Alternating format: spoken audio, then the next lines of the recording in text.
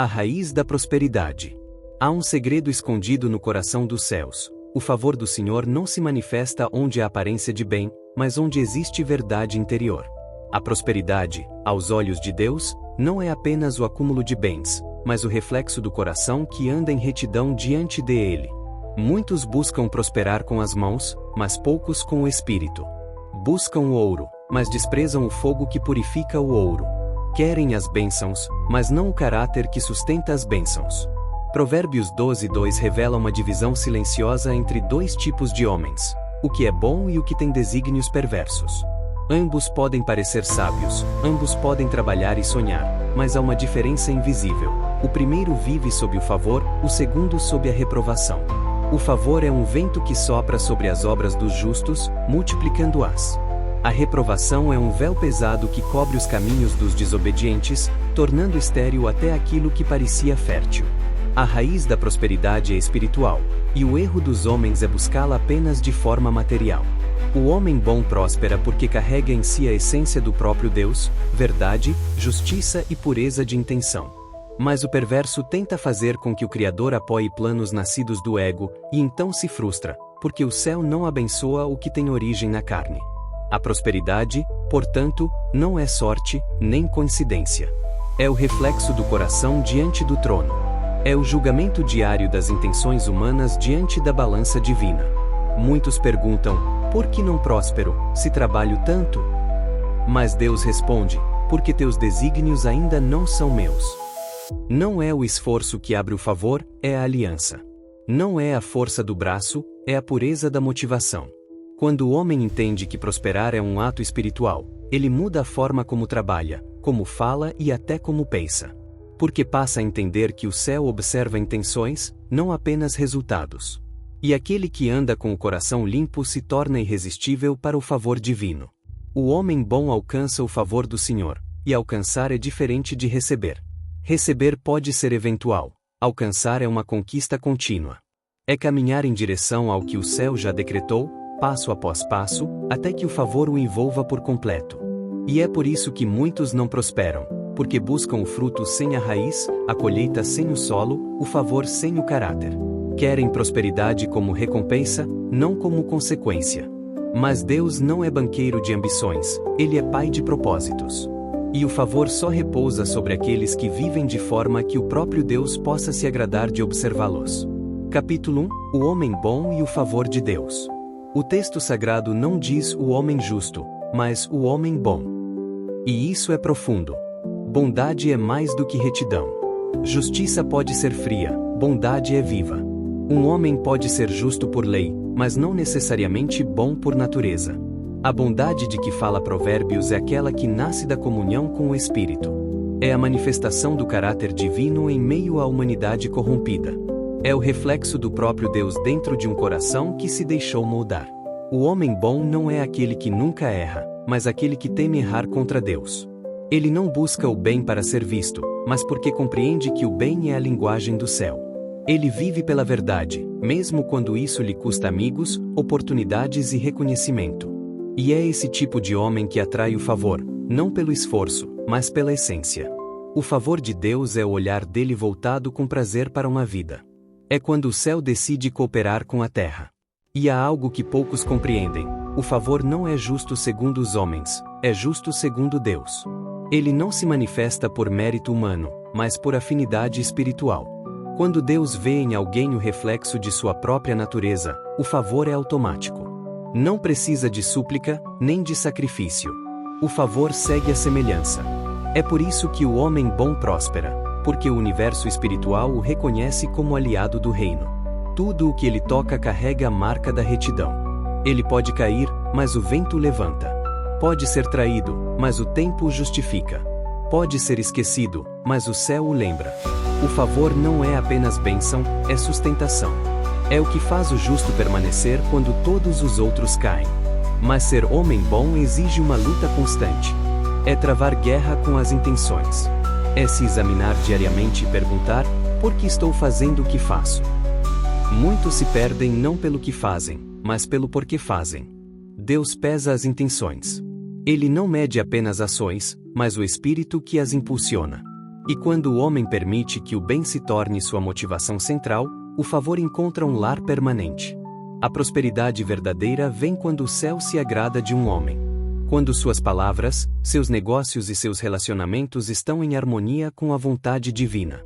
Não há bloqueio que permaneça diante de um coração puro. Os portões do favor se abrem diante da pureza, e nada pode fechá-los. Mas diante da duplicidade, o favor se retrai, porque o céu não coopera com a hipocrisia. O homem bom alcança o favor, mas o perverso é condenado. Isso mostra que Deus não é neutro. Ele toma partido do caráter. Ele observa, distingue e decide. E isso deveria nos levar ao temor. Prosperar sem o favor é fácil por um tempo, mas é maldição disfarçada. Porque toda prosperidade sem propósito termina em vaidade e ruína. O homem bom não teme a perda, porque seu favor não vem das circunstâncias. Ele sabe que enquanto Deus se agradar dele, o fluxo não cessará. E mesmo quando o mundo parecer fechado, o favor abrirá portas invisíveis. Capítulo 2: Os desígnios perversos e a condenação invisível. Os desígnios são as intenções escondidas dentro do coração. São os planos silenciosos, os pensamentos não confessados, as razões ocultas. Deus não julga apenas as ações, ele julga o desenho interno de cada plano. E é por isso que muitos não prosperam, porque suas intenções não suportam o olhar divino. Querem o resultado, mas não querem o processo. Querem glória, mas não pureza. Querem o favor, mas não a obediência. O homem de desígnios perversos pode parecer sábio, pode até prosperar aos olhos dos homens, mas sua construção é feita de areia espiritual. O favor de Deus não repousa onde há manipulação, inveja ou vaidade. Ele não compactua com a esperteza disfarçada de sabedoria, nem com o ego travestido de fé. Deus observa o âmago, e quando encontra corrupção nas motivações, o favor se retira silenciosamente, como a brisa que cessa antes da tempestade. A condenação de que fala Provérbios não é apenas um castigo final, mas um estado espiritual presente. O perverso vive condenado a ver suas obras se esvaziarem, mesmo quando parecem grandes. Ele constrói, mas não sustenta. Planta, mas não colhe. Porque suas raízes estão no orgulho, e o orgulho nunca floresce diante de Deus. A condenação é invisível, mas real, é o peso da ausência do favor. É a estagnação travestida de movimento. E aqui está o mistério: muitos confundem atividade com prosperidade. Trabalham muito, se movem demais, mas não avançam. Porque o céu não sopra sobre o que foi iniciado sem permissão divina. O perverso tenta forçar portas, enquanto o homem bom apenas anda e as vê se abrirem. Essa é a diferença entre esforço humano e favor celestial. Os desígnios perversos não são apenas maldade explícita. Às vezes são egoísmo refinado. São planos que parecem bons, mas nascem de vaidade, de comparação, de inveja. O homem perverso pode até falar de Deus, mas no fundo quer se exaltar. Pode até pregar, mas busca reconhecimento. Pode até doar, mas quer aplauso. E é por isso que o favor se ausenta, porque Deus não divide sua glória com ninguém. A condenação espiritual é gradual. Primeiro, Deus deixa de cooperar. Depois, o homem começa a andar sozinho. As orações se tornam secas, os resultados, estéreis. E ele não entende por quê. Mas o céu já o havia pesado e achado faltoso. Ele foi reprovado nas intenções. O perverso é condenado não quando falha externamente, mas quando se corrompe internamente. Por isso, quem deseja prosperar precisa antes se purificar. Precisa submeter seus planos à prova do Espírito. Perguntar: este desejo nasceu do céu ou do meu orgulho? Esta meta honra a Deus ou apenas me projeta diante dos homens? Porque o favor não se mistura com ambições carnais. E a prosperidade verdadeira só floresce onde o coração é sincero. O homem bom atrai o favor porque anda em verdade. O perverso perde o favor porque vive de disfarces. O favor é luz, e a luz não habita com sombras.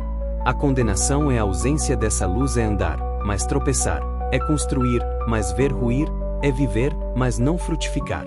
Capítulo 3. A mente que impede o crescimento. A mente é o campo de batalha da prosperidade.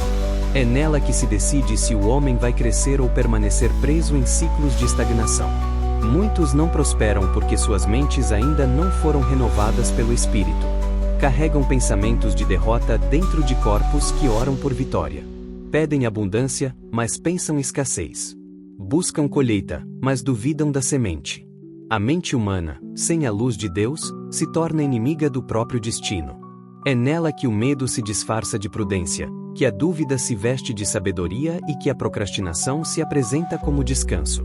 O homem espiritual discerne essas vozes e as silencia. O homem carnal as acolhe, e com isso mata o próprio futuro.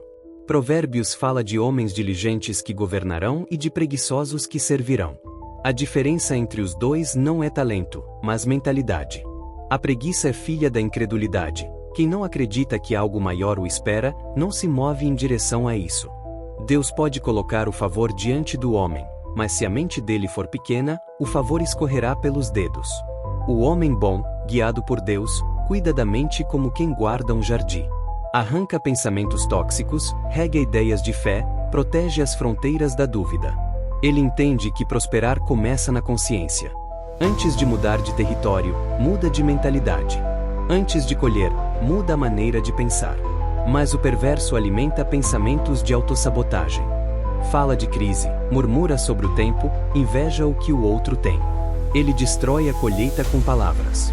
Sua boca é o eco da sua mente. E quando a mente não concorda com o céu não pode agir.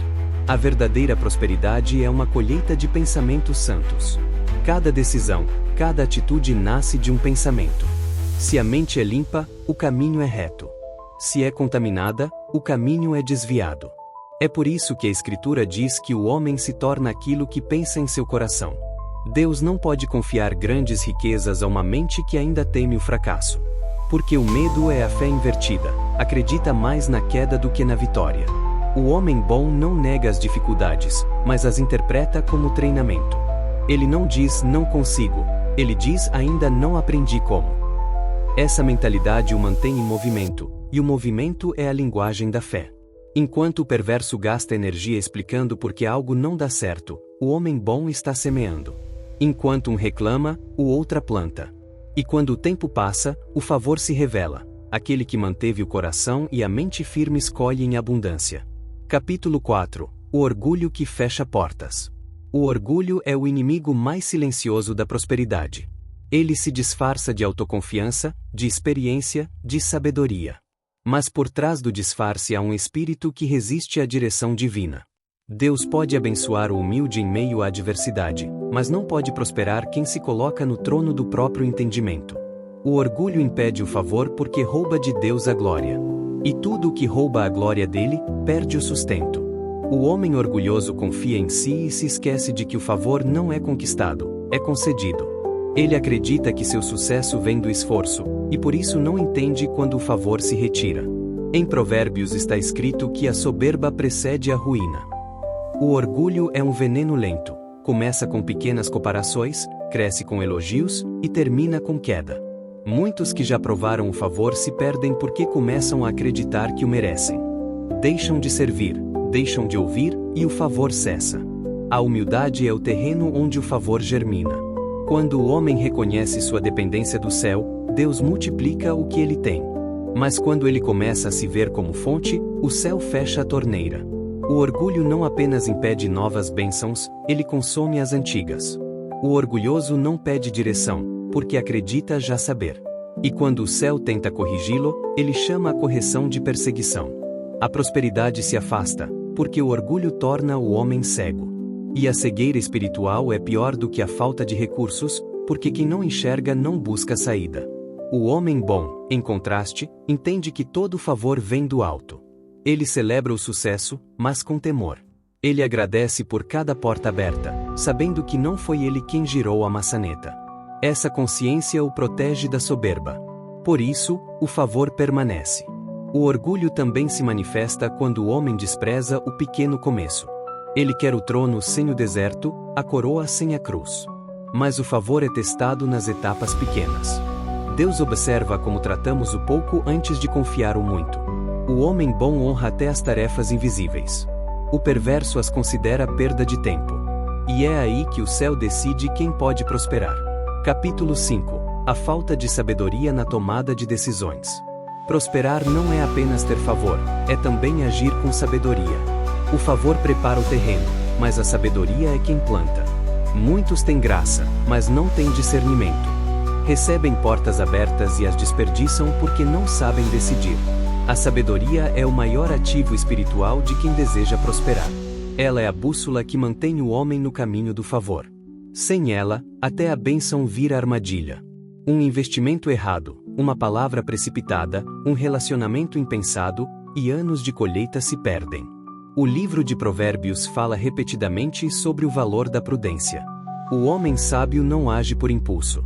Ele consulta o espírito, pondera, observa os sinais. Ele entende que a pressa é inimiga do favor, porque o favor flui em ritmo de propósito, não de ansiedade. A falta de sabedoria é a causa de muitas ruínas travestidas de bênção. O homem que não ouve conselhos, que despreza correção, que age sem discernimento, cava sua própria escassez. Ele chama de sorte o que é estratégia espiritual. Chama de fé o que é impulso. E o resultado é frustração. Mas a sabedoria é filha da comunhão. Quem ouve Deus com frequência, aprende a decidir como Ele. E toda decisão guiada pelo Espírito se torna semente de prosperidade. A sabedoria também ensina o tempo de calar e o tempo de agir. Ensina a reconhecer quando algo é tentação disfarçada de oportunidade. Ensina que prosperar não é correr atrás de tudo, mas caminhar no que foi designado. O homem bom próspera porque aprendeu a discernir. Ele não investe energia onde o céu não está. Ele entende que nem todo sim vem de Deus, e que o verdadeiro favor também fecha portas. Ele se alegra nas negativas divinas, porque sabe que o não do céu o protege do fracasso. A prosperidade duradoura é feita de escolhas sábias. Cada decisão errada consome o favor como o fogo consome palha. Por isso, quem deseja prosperar precisa aprender a pensar espiritualmente. Antes de agir, deve perguntar: esta decisão honra o caráter de Deus em mim? Se a resposta for não, o preço será alto demais, mesmo que o lucro pareça grande.